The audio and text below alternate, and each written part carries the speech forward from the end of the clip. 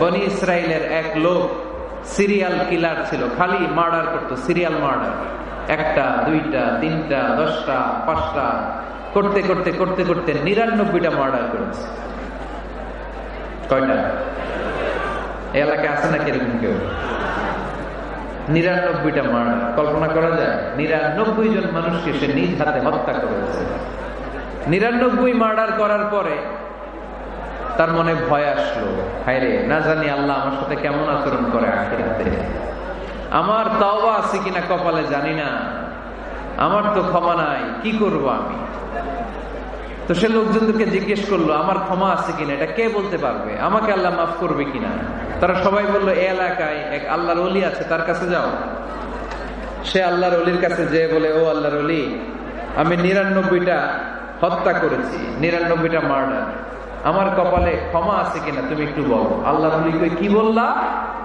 99টা murder?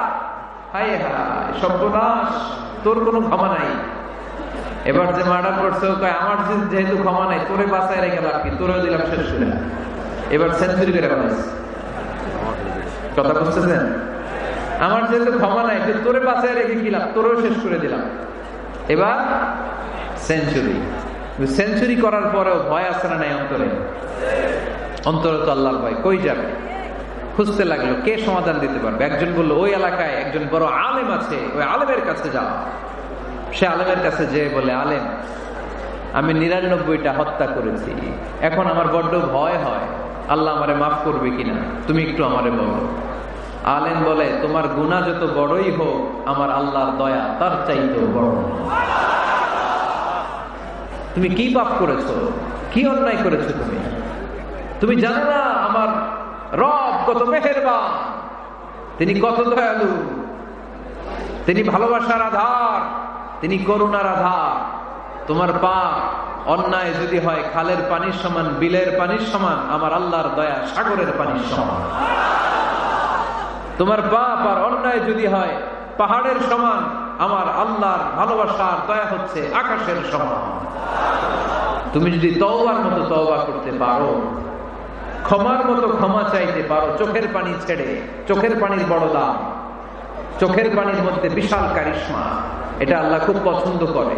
2 ফোঁটা পানি আল্লাহ পছন্দ করে। এক, জেহাদের ময়দানে শহীদের গা বেয়ে ঝরে পড়া রক্তের ফোঁটা। 2 হচ্ছে অনুতপ্ত বান্দার চোখের পানির ফোঁটা। বান্দা যখন অনুতপ্ত হয়ে চোখের পানি ছেড়ে কাঁদে, তার চোখের পানি চোখ বেয়ে নাকের ডগা বেয়ে মাটিতে পড়ার আগেই ওই অনুতপ্ত বান্দার সব গুনাহ আল্লাহ মাফ করে দেয়। সে জিজ্ঞেস করলো, আমার ক্ষমা আছে কিনা? আলেম বলে, আছে, ক্ষমা আছে। তওবার মতো তওবা করো, তাওবাতান নাসুহা, তওবার মতো তওবা করলে আল্লাহ ঠিকই মাফ করবে। সে এতটাই অনুতপ্ত হলো, এতটাই, সে আল্লাহর কাছে ক্ষমা চাইতে শুরু করলো। আলেম পরামর্শ দিল, তুমি যে এলাকায় থাকো এলাকাটা ভালো না, এলাকাটা ছাড়ো, এখানে সব ডাকাতদের এলাকা, তুমি একটা ভালো এলাকায় যাও, ওখানে যে তওবা করে ভালো মানুষ হয়ে যাও। সে নিয়ত করে কাপড় চোপড় গুছিয়ে ভালো এলাকায় যাবে। ঘর থেকে বেরোয়ার সাথে সাথেই মালাকুল মাউত চলে আসছে, তার রুহু কবজ করে ফেলছে। এখন রুহুকে নিয়ে যাবে। ফাজাআত মালাইকাতুর রাহমা ওয়া মালাইকাতুল আযাব, রহমতের ফেরেশতারাও আসছে, আযাবের ফেরেশতারাও আসছে। রহমতের ফেরেশতারা বলে, না না, সে তওবার নিয়ত করেছে, যদিও তওবা করতে পারে নাই, যদিও ভালো এলাকায় যেতে পারে নাই, তওবার নিয়ত করেছে, অনুতপ্ত হয়েছে, ক্ষমা চাওয়ার চিন্তা করেছে, আমরা তার রূহ নিয়ে ইল্লিনে রেখে দেব।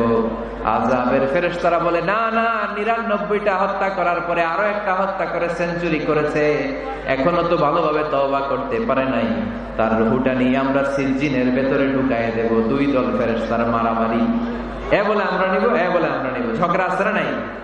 আল্লাহ বললেন, রাখো রাখো, ঝগড়ার দরকার নাই, এক কাজ করো, যেখানে মারা গিয়েছে ওইখান থেকে ফিতা দিয়ে মাপতে শুরু করো। ভালো এলাকাটা যদি কাছে হয় জান্নাতের ফেরেশতারা নেবে, খারাপ এলাকা যদি কাছে হয় জাহান্নামের ফেরেশতারা নেবে। খারাপ এলাকা তো একেবারেই কাছে, ঘর থেকে বেরোয়ার সাথে সাথে মৃত্যু হয়েছে, আর ভালো এলাকা তো অনেক দূর। আল্লাহ জামিনটারে আদেশ দিলেন, জামিন, এই অনুতপ্ত বান্দার জন্য তুই ভালো এলাকাটা কাছে চলে আয়, ভালো এলাকাটার জমিনটা তুই সংকুচিত হয়ে যা। যদিও ঘর থেকে বের হয়েছে একেবারে কাছে, খারাপ এলাকা হাজার হাজার মাইল দূরে চলে যা। ফিতা দিয়ে মাপ দিয়ে দেখে, সর্বনাশ, ভালো এলাকাটা তো একেবারেই কাছে, খারাপ এলাকাটা অনেক দূরে। আল্লাহর ফয়সালা অনুযায়ী রহমতের ফেরেশতারা তার রূহকে নিয়ে জান্নাতের ভেতরে ঢুকিয়ে দিয়েছে। ৯৯টা হত্যা করার পরে আরো একটা হত্যা করে সেঞ্চুরি, ১০০টা খুন করছে। আপনি কয়টা করছেন? আমি কয়টা করছি? তো ১০০টা খুন করে যদি ও মাফ পেতে পারে আমার আল্লাহর কাছ থেকে, আমরা কি ক্ষমা পেতে পারি না? ওর পাপের কাছে আমাদের পাপ কি? কয় ওয়াক্ত নামাজ ছাড়ছেন আপনি? কয়টা মিথ্যা কথা বলছেন? কতবার ঘুষ খাইছেন? কত টাকা সুদে লাগাইছেন? কত অন্যায় করছেন? কত জুলুম করেছেন? মনে রাখবেন, আপনার পাপ, আপনার অন্যায়, আপনার জুলুম যত বড় হোক না কেন, আমার আল্লাহর দয়া তার চাইতে বড়।